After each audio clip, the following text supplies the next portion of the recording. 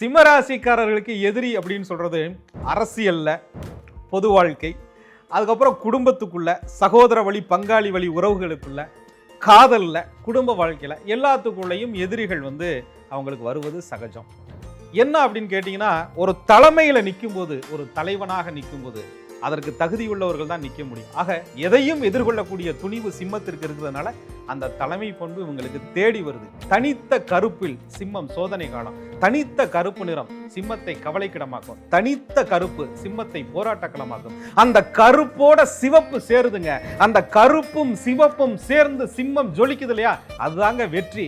கருப்பும் சிவப்பும் சேர்ந்ததுதான் சிம்மத்தினுடைய வெற்றி. அந்த கருப்பு சிவப்பு தான். நான் இருக்கேன்டா, நான் மட்டும் தாண்டா பாதுகாப்பேன், நான் மட்டும் தாண்டா எல்லாம், என் கூட எல்லாரும்டா அப்படின்னு சொல்லி தனித்த ஆளா இல்லாம ஒரு கூட்டத்தையே நிறுத்தி எதிர்க்கக்கூடிய துணிவு கருப்புக்கும் உண்டு, சிவப்புக்கும் உண்டு.